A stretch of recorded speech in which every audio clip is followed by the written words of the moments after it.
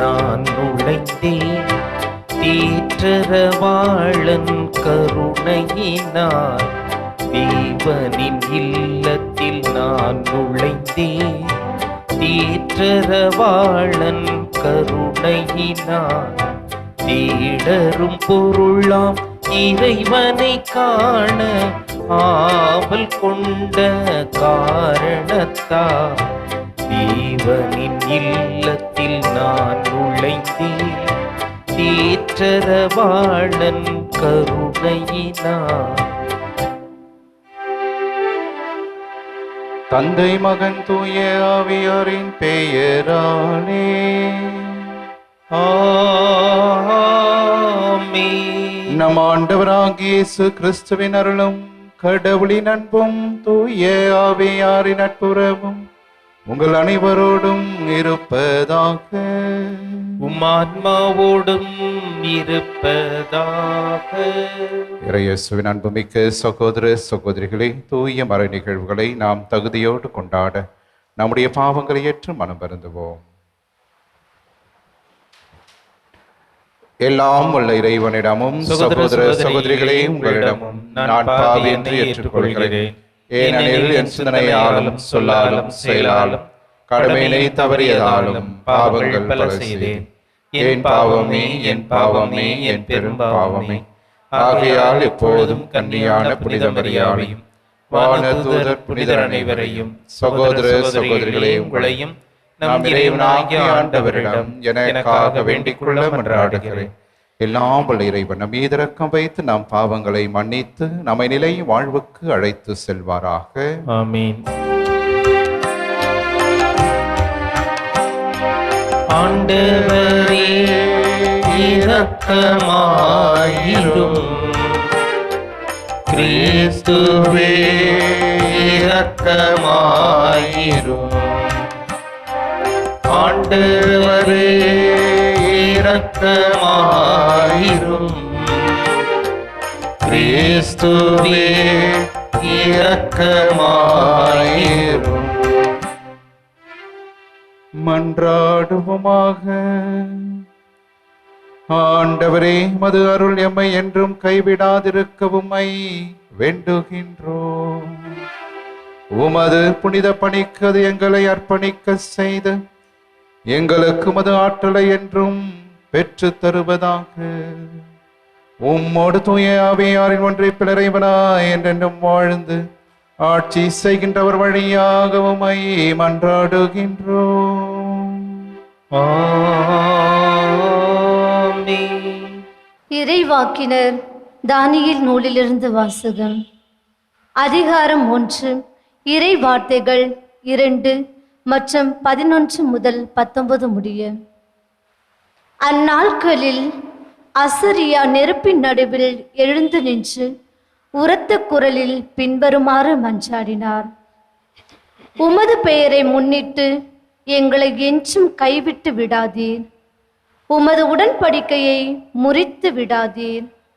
உம் அன்பர் ஆபிரகாமை முன்னிட்டும் உம் ஊழியர் ஈசாக்கை முன்னிட்டும் உம் தூயவர் இஸ்ரேலை முன்னிட்டும் உம் இரக்கம் எங்களை விட்டு நீங்க செய்யாதீர். விண்மீன்களைப் போலவும் கடற்கரை மணலைப் போலவும் அவர்களின் வழிமரபினரை பெருக செய்வதாக நீர் அவர்களுக்கு உறுதியளித்தீர். ஆண்டவரே, எங்கள் பாவங்களால் மற்ற மக்களினங்களை விட நாங்கள் எண்ணிக்கையில் குறைந்து விட்டோம். உலகெங்கும் இன்று தாழ்வடைந்தோம். இப்பொழுது எங்களுக்கு மன்னர் இல்லை, இறைவாக்கினர் இல்லை, தலைவர் இல்லை, எரிபலி இல்லை, எந்த பலியும் இல்லை, காணிக்கை பொருளோ தூபமோ இல்லை. உம் திருமுன் பலியிட்டு உம் இரக்கத்தை பெற இடமே இல்லை. ஆயினும் செம்மறி கடாக்கள் காளைகளால் அமைந்த எரிபலி போலும் பல்லாயிரம் கொழுத்த ஆட்டுக்குட்டிகளான பலி போலும் நொறுங்கிய உள்ளமும் தாழ்வுற்ற மனமும் கொண்ட நாங்கள் ஏற்றுக்கொள்ளப்படுவோமாக. அவ்வாறே எமது பலி இன்று உம் திருமுன் அமைவதாக. நாங்கள் முழுமையாக உம்மை பின்பற்றுவோமாக. ஏனெனில் உம்மில் நம்பிக்கை வைப்போர் வெட்கத்திற்கு ஆட்பட மாட்டார். இப்பொழுது நாங்கள் முழு உள்ளத்துடன் உம்மை பின்பற்றுகிறோம். உமக்கு அஞ்சி உம் முகத்தை நாடுகிறோம். எம்மை வெட்கத்துக்கு உள்ளாக்காதீர். மாறாக உம் பரிவிற்கு ஏற்பவும் இரக்க பெருக்கிற்கு ஏற்பவும் எங்களை நடத்தும். ஆண்டவரின் அருள்வாக்கு. இறைவனுக்கு நன்றி.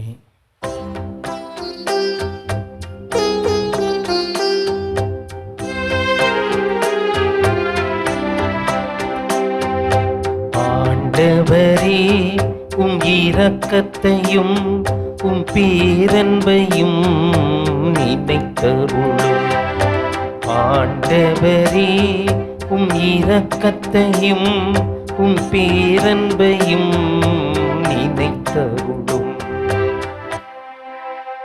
ஆண்டவரே, உம் பாதைகளை நான் அறியச் செய்தருளும்.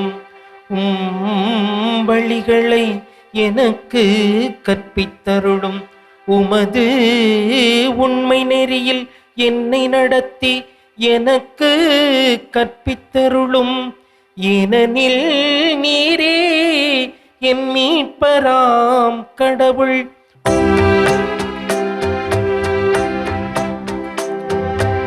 ஆண்டவரே, உம் இரக்கத்தையும் உம் பேரன்பையும் நினைத்தருளும். ஆண்டவரே, உம் இரக்கத்தையும் உம் பேரன்பையும் நினைத்தருளும்.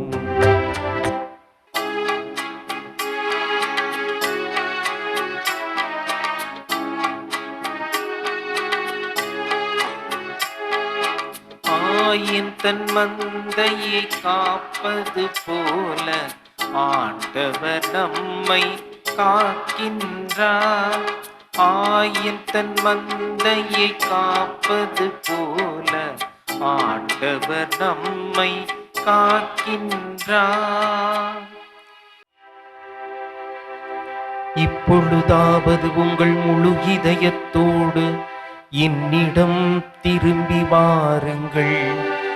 ஏனெனில் நான் அருள் நிறைந்தவர் இரக்கமிக்கவர் என்கிறார் ஆண்டவர். ஆயின் தன் மந்தையை காப்பது போல ஆண்டவர் நம்மை காக்கின்றார். ஆண்டவர் உங்களோடு இருப்பாராக.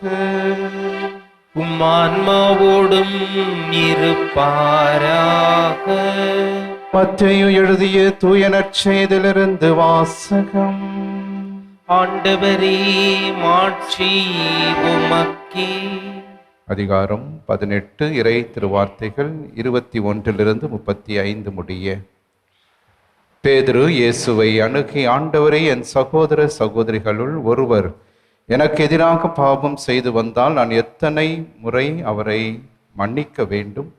7 முறை மட்டுமா எனக் கேட்டார். அதற்கு இயேசு அவரிடம் கூறியது, 7 முறை மட்டுமல்ல, 70 தடவை 7 முறை என நான் உனக்கு சொல்கிறேன். விண்ணரசை பின்வரும் நிகழ்ச்சிக்கு ஒப்பிடலாம். ஒரு அரசர் தம் பணியாளர்களிடம் கணக்கு கேட்க விரும்பினார். அவர் கணக்கு பார்க்க தொடங்கிய போது அவரிடம் 10,000 தாலந்து கடன்பட்ட ஒருவனை கொண்டு வந்தனர். அவன் பணத்தை திருப்பி கொடுக்க இயலாத நிலையில் இருந்தான். தலைவரோ அவனையும் அவன் மனைவி மக்களோடு அவனுக்குரிய உடைமைகள் யாவற்றையும் விற்று பணத்தை திருப்பி அடைக்க ஆணையிட்டார். உடனே அப்பணியால் அவர் காலில் விழுந்து பணிந்து, என்னை பொறுத்தருள்க, எல்லாவற்றையும் உமக்கு திருப்பி தந்து விடுகிறேன் என்றான். அப்பணியாளின் தலைவர் பரிவு கொண்டு அவனை விடுவித்து அவனது கடன் முழுவதையும் தள்ளுபடி செய்தார். ஆனால் அப்பணியால் வெளியே சென்றதும் தன்னிடம் 100 தெனாரியம் கடன் பட்டிருந்த உடன் பணியாளர் ஒருவரை கண்டு, நீ பட்ட கடனை திருப்பி தா என கூறி அவரை பிடித்து கழுத்தை நெரித்தான். உடனே அவனுடைய உடன்பணியாளர் காலில் விழுந்து, என்னை பொறுத்தருள்க, நான் திருப்பி கொடுத்து விடுகிறேன் என்று அவனை கெஞ்சி கேட்டார். ஆனால் அவன் அதற்கு இசையாது கடனை திருப்பி அடைக்கும் வரை அவரை சிறையில் அடைத்தான். அவருடைய உடன்பணியாளர்கள் நடந்ததை கண்டபோது மிகவும் வருந்தி தலைவரிடம் போய் நடந்தவற்றை எல்லாம் விளக்கி கூறினார்கள். அப்போது தலைவர் அவனை வரவழைத்து, பொல்லாதவனே, நீ என்னை வேண்டிக் கொண்டதால் அந்த கடன் முழுவதையும் உனக்கு தள்ளுபடி செய்தேன். நான் உனக்கு இரக்கம் காட்டியது போல நீயும் உன் உடன்பணியாளருக்கு இரக்கம் காட்டியிருக்க வேண்டும் அல்லவா என்று கேட்டார். அத்தலைவர் சினம் கொண்டவராய் அனைத்து கடனையும் அவன் அடைக்கும் வரை அவனை வதைப்போரிடம் ஒப்படைத்தார். உங்களுள் ஒவ்வொருவரும் தம் சகோதரர் சகோதரிகளை மனமாற மன்னிக்காவிட்டால் விண்ணுலகில் இருக்கும் என் தந்தையும் உங்களை மன்னிக்க மாட்டார். ஆண்டவரின் அருள் வாக்கு. கிறிஸ்துவே உமக்கு புகழ். இயேசுவின் அன்புமிக்க சகோதர சகோதரிகளே, 2022 ஆண்டு ஜூன் மாதம் 30ஆம் தேதி டெல்லியிலே ஒரு அடுக்குமாடி குடியிருப்பிலே பூட்டப்பட்டிருந்த ஒரு ஃப்ளாட் அப்பார்ட்மெண்ட், அதிலே 3 திருடர்கள் நுழைந்தார்கள். நுழைந்து அவர்களால் என்ன முடியுமோ அவற்றையெல்லாம் கொள்ளையடித்து கொண்டு வெளியே வந்தனர். கூடியிருந்த மற்றவர்கள் இந்த 3 திருடர்களையும் கண்டதால் விரட்டி அவர்களை பிடிக்கச் சென்றார்கள். 2 தப்பி ஓடிவிட்டார்கள், ஒருவன் மட்டும் மாட்டிக்கொண்டான். ஆகவே அந்த மாட்டிக்கொண்டவனை அனைவருக்கு முன்பாக கொண்டு வந்து நிறுத்தினார்கள். அப்போது அந்த இளைஞன் அங்கிருக்கின்ற அனைவரையும் பார்த்து இவ்வாறாக கெஞ்சி வேண்டினான். ஐயா, இன்னைக்கு எனக்கு பிறந்த நாள், டுடே இஸ் மை பர்த்டே, அதனால் எனக்கு தயவு செய்து மன்னிச்சிடுங்க, விட்டுருங்க, நான் போகிறேன் அப்படின்னு சொன்னான். உடனே அங்கிருந்தவர்கள், பர்த்டே வா, சரி வா என்று அவனை ஒரு பெரிய இருக்கையிலே அமர வைத்தார்கள். அதன் பிறகு அவனுக்கு ஒரு மிகப்பெரிய கேக்கை ஆர்டர் செய்து கொண்டு வந்து அவனை வெட்டச் செய்தார்கள். பாடல் பாடி ஹாப்பி பர்த்டே என்று அவனை எல்லாம் வாழ்த்தையும் அங்கே கூறினார்கள். மாட்டிய திருடன் நினைத்தான், அப்பா தப்பிச்சோம், நம்மளை மன்னிச்சிட்டாங்க, விட்டுட்டாங்க, இனி நம்ம ஓடிடலாம் போயிடலாம் என்று நினைத்தான். அதற்குள்ளாக இவர்கள் காவல்துறைக்கு தகவல் கொடுத்து காவல்துறையினர் வந்து அவனை கைது செய்து கொண்டு சென்றார்களாம். இது நடந்த ஒரு நிகழ்வு. அன்புமிக்கவர்களே, இன்றைய நற்செய்தியிலே ஆண்டவராகிய இயேசு கிறிஸ்து மன்னிப்பை பற்றி இன்னும் ஆழமாக நமக்கு எடுத்துரைக்கின்றார். ஆகவே இந்த மன்னிப்பு என்பது 7 முறை அல்ல, 70 தடவை 7 முறை. ஆகவே மன்னிப்புக்கு கணக்கு ஒரு அளவுகோல் அல்ல. ஆகவே கோயிங் பியாண்ட் மேத்தமேட்டிக்கல் பவுண்டரிஸ். ஆகவே ஒருவரை மன்னிக்க நான் நினைத்தால், விரும்பினால், அந்த மனிதனை நான் தொடர்ந்து மன்னித்து கொண்டே இருக்க வேண்டும். இது கடவுளினுடைய பண்பு. ஆகவே இந்த கடவுள் பண்பு என்பது என்ன நேர்ந்தாலும், எந்த குற்றம் செய்திருந்தாலும் கடவுள் அவனை மன்னிக்க தான் நினைக்கின்றார். மனிதன்தான் குற்றம் செய்தவர்களை மன்னிக்காமல் அவர்கள் மீது இன்னும் காழ்ப்புணர்வு கொண்டு அவர்களை வதைக்க நினைக்கின்றான். ஆனால் கடவுளினுடைய இரக்கம் மிக மிக பெரியது என்பதை இன்றைய நற்செய்தியின் ஓமையின் வழியாக ஆண்டவர் பேதுருவுக்கும் அங்கிருக்கின்ற அனைத்து சீடர்களுக்கும் ஒரு அறிவுரையாக கூறுகின்றார். அன்புமிக்கவர்களே, 1000 தாலந்து பெற்றவன், 1000 தாலந்து என்று சொல்லுகின்ற போது மிக பெரிய ஒரு பணம், கணக்கில் இட முடியாத ஒரு பணம். காரணம், ஒரு தாலந்து என்பது 6000 வேலை நாட்களுக்கான கூலி. 6000 வேலை நாட்கள் என்று சொல்லுகின்ற போது ஏறக்குறைய 16 to 20 ஆண்டு கூலியாக இது கருதப்படுகிறது ஒரு தாலந்து. அவ்வாறு இருக்க 1000 தாலந்து என்று சொல்லுகின்ற போது அது 60 மில்லியன் வேலை நாட்களினுடைய கூலியாக கருதப்படுகிறது. யாருமே உயிரோடு இருக்க போவதில்லை. ஆகவே இறைவனுடைய இரக்கத்தை கணக்கில் நாம் அடைத்து விட முடியாது. இறைவனுடைய இரக்கம் எல்லாவற்றையும் தாண்டியதாக மிஞ்சியதாக இருக்கிறது என்பதை நாம் இன்றைய நாளிலே அறிந்து கொள்ளுகிறோம். அதே நேரத்திலே மன்னிக்கப்பட்ட அந்த பணியாள் தன்னிடம் 100 தெனாரியம் வாங்கிய ஒருவனை வதைப்பதை நாம் பார்க்கின்றோம். கடவுளினுடைய இரக்கம் பெரியது, மனிதனுடைய இரக்கம் மிக மிக சிறியது என்பதை இந்த உவமை நமக்கு எடுத்துரைக்கிறது. ஆகவே 100 தெனாரியம் என்று சொல்லுகின்ற போது 100 வேலை நாட்களுக்கான கூலி. 60 மில்லியன் வேலை நாட்கள் எங்கே? 100 வேலை நாட்கள் எங்கே? ஆகவே கடவுள் மன்னிப்பை தருவதற்காக காத்து கொண்டிருக்கின்றார் என்பதை இன்றைய நாளிலே நாம் அறிந்து கொள்ள அழைக்கப்படுகின்றோம். அன்புமிக்கவர்களே, அறிவியலிலே விஞ்ஞானிகள் ஒரு ஆராய்ச்சி செய்தார்கள். இந்த ஆராய்ச்சியிலே உலகிலே எந்த மிருகம் அல்லது என்ன உயிரினம் நிறைய நாட்கள் எதிரியை பழி வாங்க காத்து கொண்டிருக்கும் என்பதை அவர்கள் ஒரு ஆராய்ச்சி செய்தார்கள்.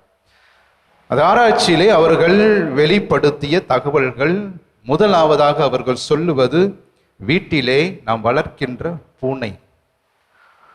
பூனை எப்படிப்பட்டது என்றால், அது கடைசி வரையிலும் தன்னை துன்புறுத்தியவரை எப்படியாவது பழிவாங்க வேண்டும் என்று அந்த உறுத்தல் அந்த பூனைக்கு கடைசி வரையிலும், இறக்கின்ற தருவாய் வரையிலும் இருந்து கொண்டே இருக்கும் என்று அறிவியலிலே அவர்கள் ஆராய்ச்சி செய்தார்கள். இரண்டாவது, நம்முடைய வீட்டு அருகே பறந்து கொண்டிருக்கின்ற காகம். அறிவியல் சொல்லுகிறது, காகம் எப்போதுமே ஒருவனை பழிக்க அல்லது அவனை பழிவாங்க நினைத்தால் 16 ஆண்டுகள் கூட அது காத்து கொண்டிருக்குமா. 16 ஆண்டுகள் என்று இந்த ஒரு சிறிய தரவானது நமக்கு கொடுக்கப்பட்டிருக்கிறது. ஆகவே மிருகங்கள் தான் இப்படி இருக்கு என்றால், மனிதன் எப்படிப்பட்டவனாக இருக்கின்றான் என்றால், கடைசி வரையிலும் ஒருவனை வஞ்சிக்க வேண்டும், பழிவாங்க வேண்டும். அவன் நமக்கு எதிராக குற்றம் செய்து விட்டான் என்றால், மனிதன் ஒருவன் தான் ஒருவனை அழிப்பதற்கு தயாராக இருக்கின்றான். வேறு எந்த மிருகமும் அவ்வாறாக செய்வதில்லை. மனித இனம்தான் ஒருவரை அழிப்பது கூட சுலபமாக, அத்தகைய ஒரு மன்னிப்பு அற்ற ஒரு மக்களாக நாம் இருக்கின்றோம் என்பதை இன்றைய நாளிலே நாம் புரிந்து கொள்ள அழைக்கப்படுகின்றோம். அன்புமிக்கவர்களே, புனித அகுஸ்தினார் மிக அற்புதமாக இந்த வார்த்தைகளை சொல்லுவார். உலகிலே மிகப்பெரிய தர்மம் என்ன என்று அவர் சொல்லுகின்ற போது சொல்லுகிறார், உலகிலே மிகப்பெரிய தர்மம் ஈகை என்ன என்றால் ஒருவரை மன்னிப்பது. ஆகவே நாம் எல்லாருக்கும் நிறைய செய்யலாம், நிறைய நமக்கு ஏழை எளியவர்களுக்கு வாரி வாரி கொடுக்கலாம். ஆனால் அதைவிட மிகப்பெரிய உயரிய தர்மமாக கருதப்படுவது ஒருவரை மன்னிப்பது. அந்த மன்னிக்கின்ற அந்த பக்குவத்தை இந்த தவ நாட்களிலே நாம் பெற்றுக்கொள்ளதான் இந்த ஊமையானதை இன்றைய நாளிலே நமக்கு அருளப்பட்டிருக்கிறது. ஆகவே இந்த தவ காலத்தில் நாம் என்ன செய்ய போகிறோம்? ஆண்டவர் இயேசு சொன்னதை போல மன்னித்து கொண்டே இருப்பது கடவுளினுடைய பண்பு. அந்த கடவுளுடைய பண்பை நம்முடைய பண்பாக நாம் மாற்ற இருக்கின்றோமா? அல்லது புனித பேதுரு சொல்லுகிறார், 7 முறை மட்டும் போதுமே. அன்புமிக்கவர்களே, 7 முறை அல்ல, அட்லீஸ்ட் இந்த தவ காலத்துல 1 முறையாவது நாம் நம்முடைய எதிரிகளை மன்னிப்போமா? 1 முறையாவது. அந்த 1 முறை 2 முறை மன்னித்தாலே அதுவே பல முறை நாம் மன்னிப்பதற்கு ஏற்ற ஒரு செயல்பாடு என்பதை நாம் அறிந்து கொள்ள அழைக்கப்படுகின்றோம். ஆகவே மன்னிப்போம், ஏற்றுக்கொள்வோம், என்றுமே ஆண்டவரினுடைய இரக்கத்தை நாம் பிறருக்கும் தருவோம். ஆமேன்.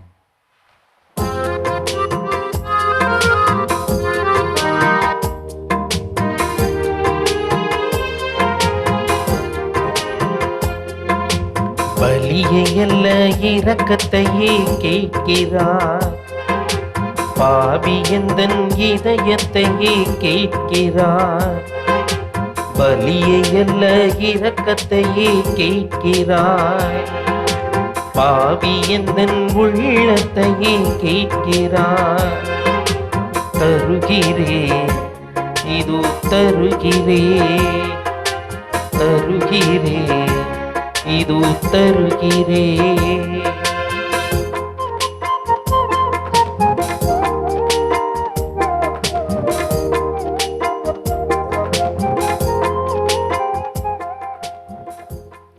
சகோதர சகோதரிகளே, என்னுடையதும் உங்களுடையதுமான இப்பலியை எல்லாம் உள்ள தந்தையாக இறைவனுக்கு ஏற்றதாகும்படி நாம் அனைவரும் இணைந்து மன்றாடுவோம். ஆண்டவர் தமது பெயரின் புகழ்ச்சிக்காகவும் மாட்சிக்காகவும் நமது நன்மைக்காகவும் புனித திருவை அனைத்து நலனுக்காகவும் உமது கையில் இருந்து இப்பலியை ஏற்றுக்கொள்வாராக.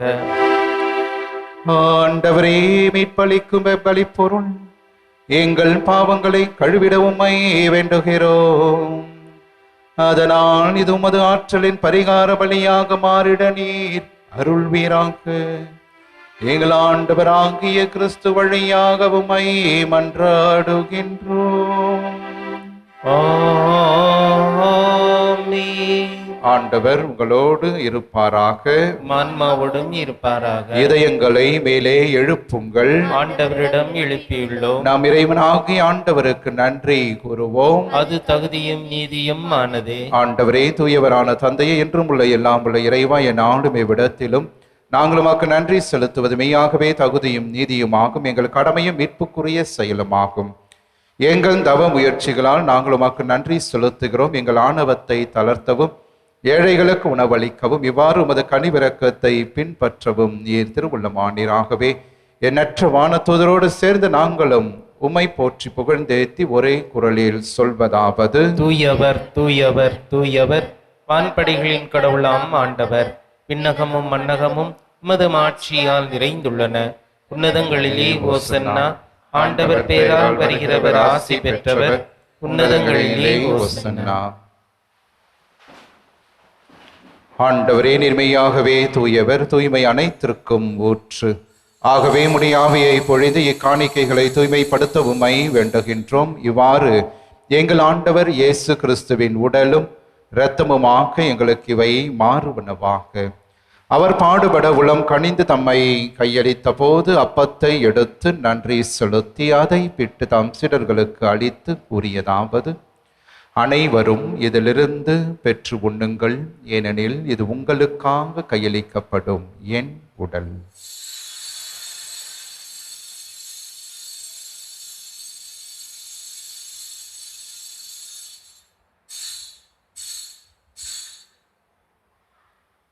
அவ்வண்ணமே இரவு விருந்தை அருந்திய பின் கிண்ணத்தையும் எடுத்து மீண்டும் உமக்கு நன்றி கூறி தம் சீடர்களுக்கு அளித்து அவர் கூறியதாவது: அனைவரும் இதிலிருந்து பெற்று பருகுங்கள், ஏனெனில் இது புதிய நிலையான உடன்படிக்கைக்கு உரிய என் இரத்தத்தின் கிண்ணம். இது பாவ மன்னிப்புக்கென்று உங்களுக்காகவும் பலருக்காகவும் சிந்தப்படும். இதை என் நினைவாக செய்யுங்கள்.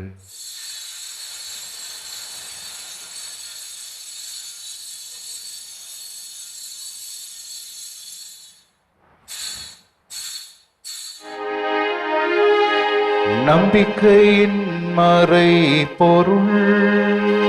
ஆண்டவரே, நீர் வருமளவும் உமது இறப்பினை அறிக்கையிடுகின்றோ, உமது உயிர்ப்பினையும் எடுத்துரைக்கின்றோ.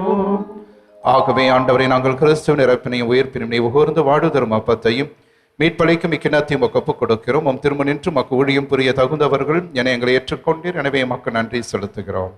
மேலும் கிறிஸ்துவின் உடலிலும் இரத்தத்திலும் பங்கு கொள்ளும் எங்களை தூய ஆவியார் ஒன்று சேர்க்க வேண்டும் என உம்மை தாழ்மையோடு மன்றாடுகிறோம். ஆண்டவரை, உலகெங்கும் பரவியிருக்கும் அது திரு அவையை நினைவு கூர்ந்தருளும். எங்கள் திருத்தந்தை லியோ, எங்கள் ஆயர் ஜார்ஜ், எல்லா திருநிலையினர் ஆகிய அனைவரோடும் அது திரு அவை அன்பில் நிறைவு பெற செய்தருளும். உயிர்த்தெழும் நோக்கோடு துயில் கொள்ளும் எங்கள் சகோதர சகோதரிகளையும் இறந்தோர் அனைவரையும் இரக்கத்தோடு நினைவுகூர்ந்து மத திருமுக வழியின் ஒளியேற்றருளும். எங்கள் அனைவர் மீதும் இரக்கமாயிரும். கடவுளின் கன்னித்தாயான புனிதமிக்க ஆரோக்கிய அன்னை, அவருடைய கணவரான புனித யோசேப்பு, புனித திருத்தூதர்கள், இவ்வுலகில் உமக்கு உகந்தவராய் இருந்தோர் ஆகிய புனிதர் அனைவரோடும் நாங்கள் நிலை வாழ்வின் பங்கு கொள்ளும் தகுதி பெற்றுவோம் திருமகன் இயேசு கிறிஸ்து வழியாக உம்மை புகழ்ந்தேத்தும் வரமருள உம்மை மன்றாடுகின்றோம்.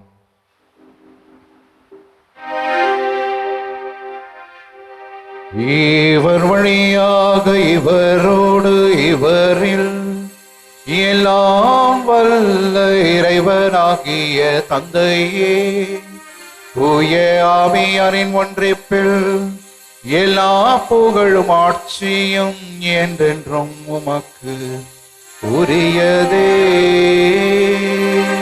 ஆமென். ஆமென். ஆமென்.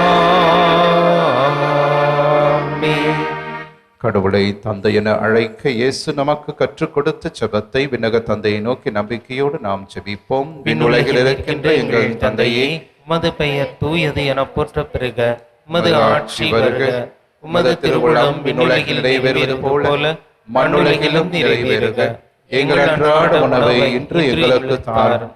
எங்களுக்கு எதிராக குற்றம் செய்வோரை நாங்கள் மன்னிப்பது போல எங்கள் குற்றங்களை மன்னியும். எங்களை சோதனைக்கு உட்படுத்தாதையும் தீமையிலிருந்து எங்களை விடுவித்தருளும். ஆண்டவரே, தீமை அனைத்திலிருந்தும் எங்களை விடுவித்து எங்கள் வாழ்நாளில் அமைதியை கனிவோடு அருளும் மன்றாடுகிறோம். உமது இரக்கத்தின் உதவியால் நாங்கள் பாவத்திலிருந்து எப்போதும் விடுதலை பெற்று யாதொரு கலக்கமுமின்றி நலமாய் இருப்போமாக. நாங்கள் எதிர்நோக்கியிருக்கும் பேரின்பத்திற்காகவும் எம் மீட்பராகிய இயேசு கிறிஸ்துவின் வருகைக்காகவும் காத்திருக்கின்றோம். ஏனெனில் ஆட்சியும் வல்லமையும் ஆட்சியும் என்றென்றும் உமதே. ஆண்டவர் இயேசு கிறிஸ்துவே, அமைதியை உங்களுக்கு விட்டு செல்கின்றேன், என் அமைதியை உங்களுக்கு அளிக்கின்றேன் என்றும் திருத்தூதர்களுக்கு மொழிந்தீரே. எங்கள் பாவங்களை பாராமல் உமது திரு அவை நம்பிக்கையை கண்ணோக்கி உமது திருவுலத்திற்கு ஏற்ப அதற்கு அமைதியையும் ஒற்றுமையும் அளித்தருள்வீராக. என்றென்றும் வாழ்ந்து ஆட்சி செய்கின்றவர் நீரே. ஆமென். ஆண்டவருடைய அமைதி என்றும் உங்களோடு இருப்பதாக, ஆன்மாவுடன் இருப்பதாக. ஒருவருக்கு ஒருவர் ஆண்டவர் தருகின்ற அமைதியை நாம் பகிர்ந்து கொள்வோம். உலகின் பாவங்களை போக்கும் இறைவனின் செம்மறியே, எங்கள் மேல் இரக்கமாயிரும். உலகின் பாவங்களை போக்கும் இறைவனின் செம்மறியே, எங்கள் மேல் இரக்கமாயிரும். உலகின் பாவங்களை போக்கும் இறைவனின் செம்மறியே, எங்களுக்கு அமைதியை அளித்தருளும். இதோ இறைவனின் செம்மறி, இவரே உலகின் பாவங்களை போக்குபவர். நம்முடைய அன்றாட குடும்ப வாழ்விலே நமக்கு எதிராக வருகின்ற எல்லா தீமைகள், துன்பங்கள், தீராத கடன் சுமைகள், உடல் உள்ளத்தை வாட்டுகின்ற நோய்கள், அழகையினால் வருகின்ற சோதனைகள், இவை அனைத்திலிருந்து நம்மை தினந்தோறும் காத்து வழிநடத்துகின்ற உயிருள்ள இயேசு கிறிஸ்து இவரை, இவருடைய திருவிருந்திற்கு அழைக்க பெற்ற நாம் அனைவருமே பேறு பெற்றோர். ஆண்டவரே, நீர் இல்லத்தில் எழுந்தருளிவர் நாம் தகுதியற்றவன். ஆனால் ஒரு வார்த்தை மட்டும் சொல்லியறலும் எனது ஆன்மா நலமடையும். கிறிஸ்துவின் திருவுடல் திருரத்தம் நம்மை காத்து நிலை வாழ்வு நமக்கு அளிப்பதாக. ஆமென். நன்றியோடு மன்றாடுவோமாக. ஆண்டவரே, மது புனித மறை நிகழ்வின் பங்கு கொண்ட எங்களுக்கு வாழ்வளிக்கவுமை வேண்டுகிறோம். அதே போன்று எங்களுக்கு பாவ மன்னிப்பையும் ஆதரவையும் என்றும் அது அளிப்பதாக. எங்கள் ஆண்டவராகிய கிறிஸ்து வழியாக உம்மை மன்றாடுகின்றோம். ஆமென். ஆண்டவர் உங்களோடு இருப்பாராக. ஆன்மாவோடும் இருப்பாராக. எல்லாம் வல்ல இறைவன் தந்தை, மகன், தூய ஆவியார் என்றும் உங்களை ஆசீர்வதிப்பாராக. ஆமென். ஆரோக்கியனின் ஆசிரோடு சென்று வாருங்கள். திருப்பலி நிறைவேறிற்று. இறைவனுக்கு நன்றி.